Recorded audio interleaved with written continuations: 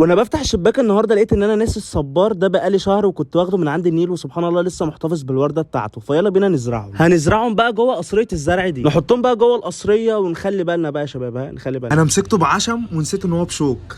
طبعا احلى حاجه في الصبار ان هو بيحتفظ بنفسه حتى لو مش مزروع، فانا خدته جففته شويه بعدين هزرعه. يلا نروح نزرعه. قلت احط الخلطه بالمعلقه عشان شكل الفيديو يبقى حلو وكده، بس ما قدرتش الصراحه فعملت بالطريقه دي. وناخد الصبار اللي انا مش دافع فيه ولا مليم ولا اعرف اسمه، غير ده انا اعرف اسمه، فنضفته برده غرسته وحطيت الرمل كده بحيث ان انا اخليهم يثبتوا مكانهم، ونبتدي نسقيهم بقى عشان يثبتوا اكتر. كده خلصتها، فهجيب حبه صدف من البحر واحطهم عليه بحيث ان هو يديها شكل حلو.